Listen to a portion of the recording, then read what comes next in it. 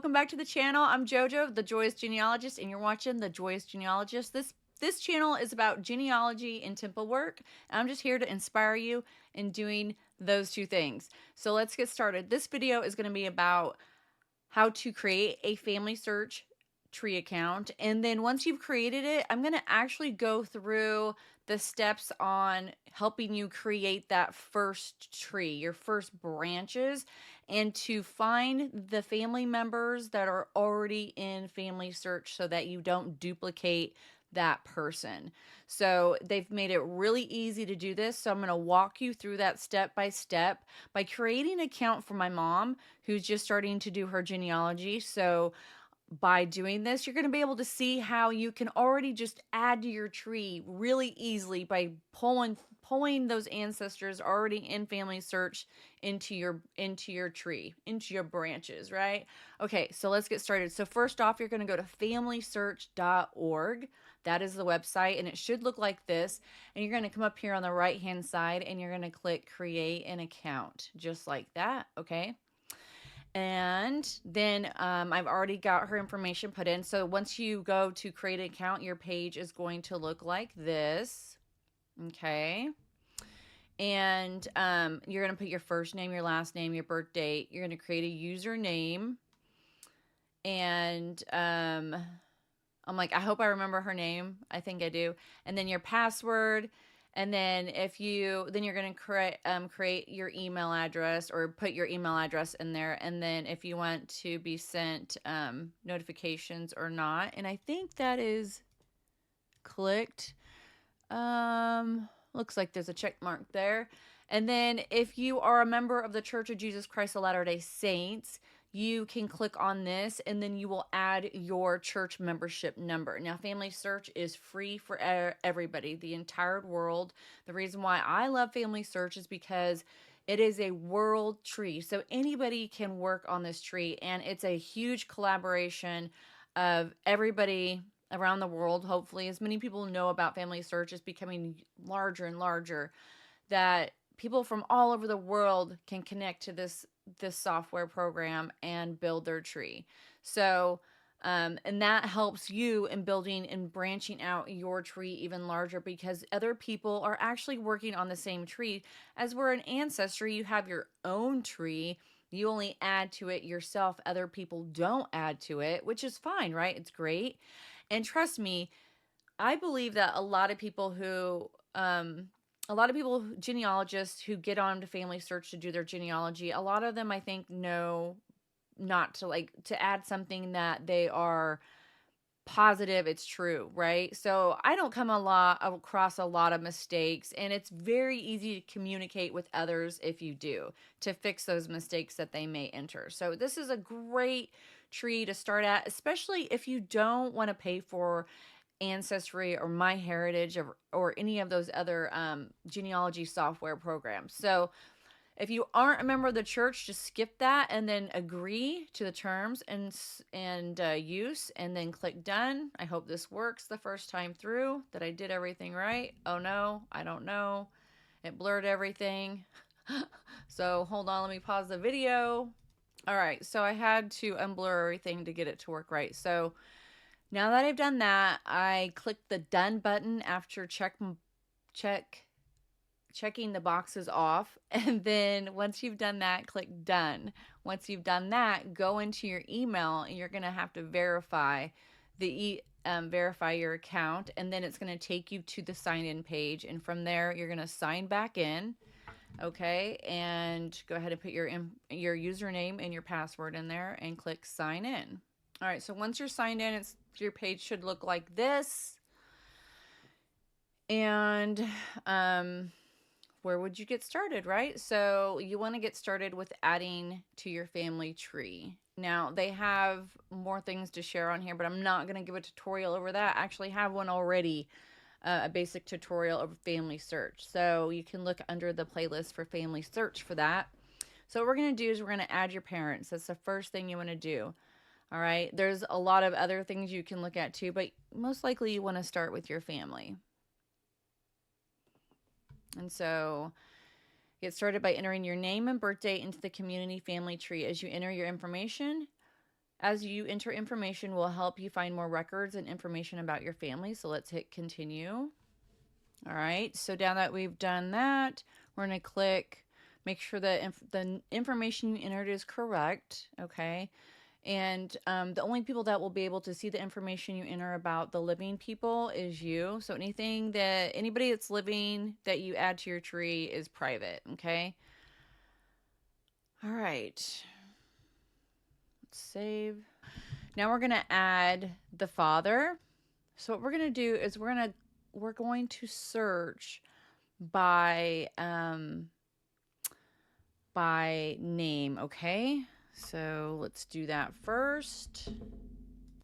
Okay, so if you know the parent's name, you're going to type it in here. But if you know the ID number, you can type it in here and it will search for it that way. I can show you both ways.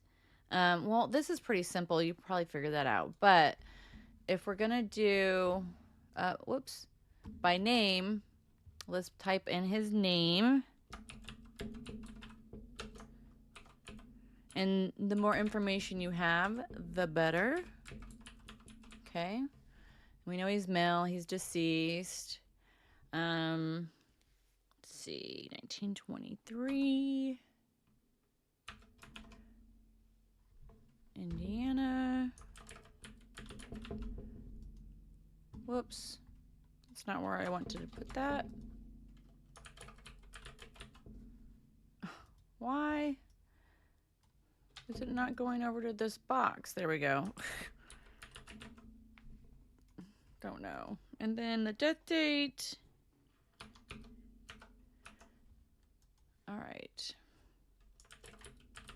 So that's all we're going to put in for now.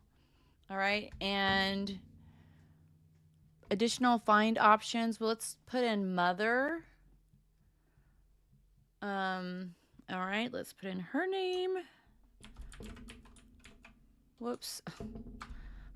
You guys can see me make all kinds of mistakes. It's kind of hard to like type underneath the microphone. So, all right. So we know it was Violet. Let me fix my top.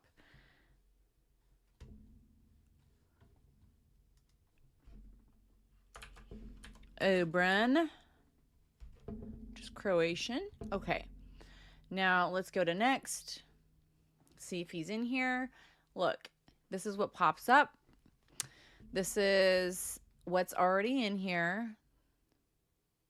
He was born in Indiana. This says Indiana, the same year. Here's the spouses. Here's his parents, James Henry. Here's his mom. So I know all this information is accurate. This is him. So if you could not find him with all the information you put in there, and you put quite a bit of information into Family Search like I did, and he did nothing popped up like this, you would go to create a person if he's not in here. And that's what you would do, just like that. So if none of these matches are correct, otherwise go ahead and add the match. Okay. So right here, it says select couple. Now this is really cool because now you can select exactly which one was her mom and dad. So we know Violet Obren is the correct couple. All right, so we're going to click this one. Oh, and look down here. There's an extra one in here because wait. Oh no, sorry, these are my bad, they're the same. I thought there was a duplicate. Okay, there's not. All right, so let's select the couple. And the relationship was added just like that. It was created. Now, here's the cool thing. Look, it already added on to her branch, her great-grandparents, just like that.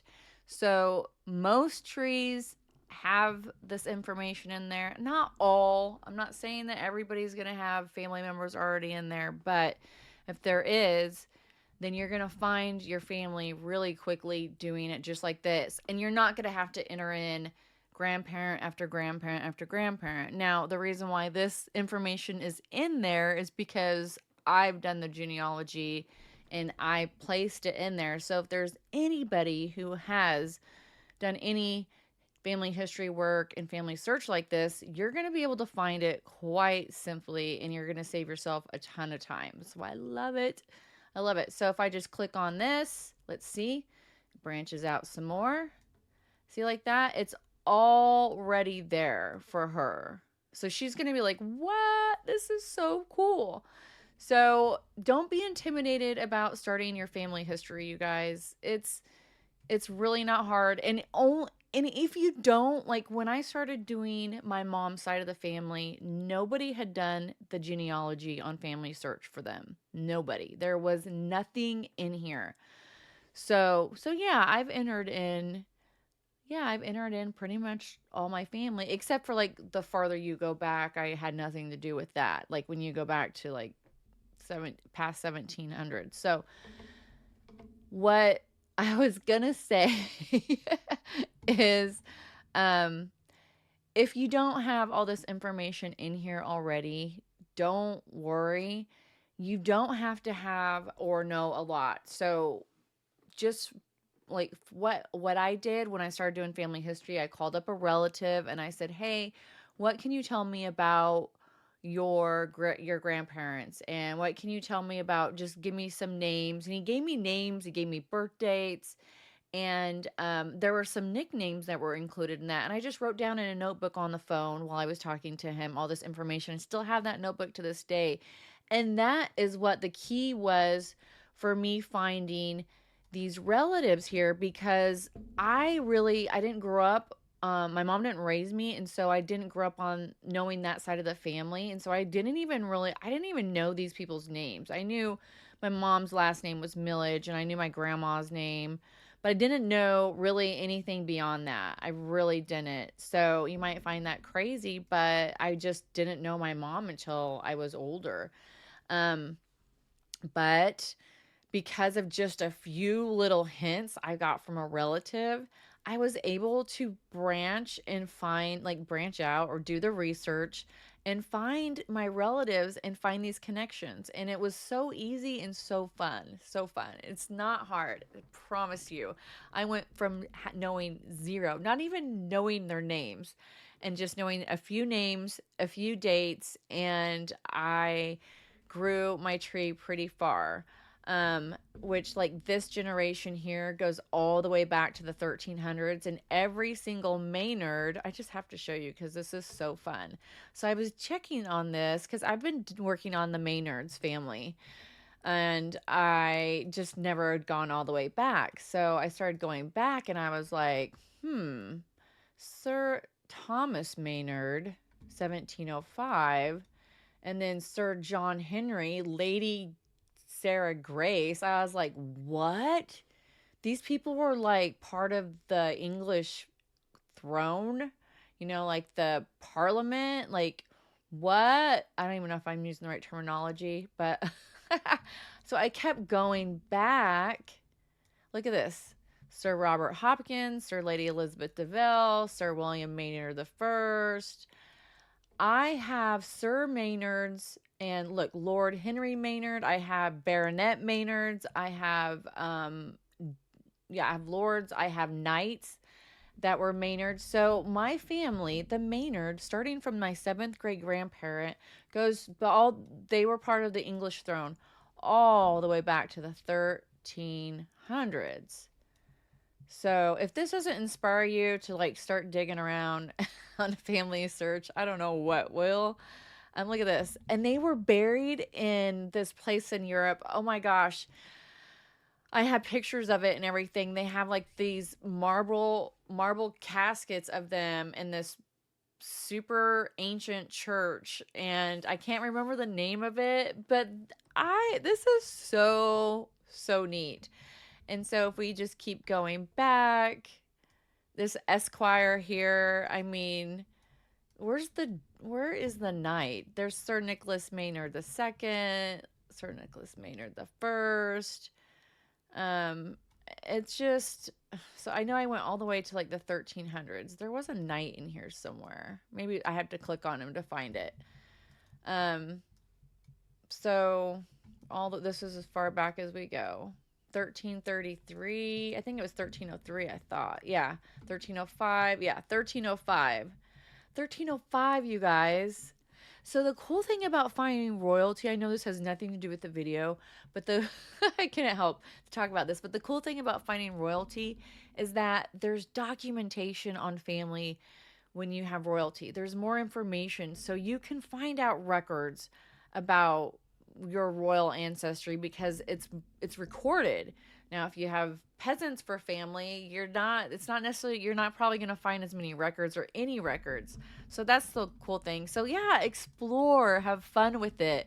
That's it, you guys. I couldn't help but, I guess, just go ahead and share a little bit of that. It's pretty cool, I think. And I mean, I didn't know I had such a direct line. I know I'm related to King Robert the Bruce. He's like my 19th or my 20th great grandfather. I can't always remember which one he is. I think he's the 20th great grandfather. But I'm related to King Robert the Bruce. He's a grandpa of mine. So it's really cool to be able to find that link to royalty, where it comes from. And these are like straight lines all the way to the Maynard, all the way to my grandma Geneva, right here.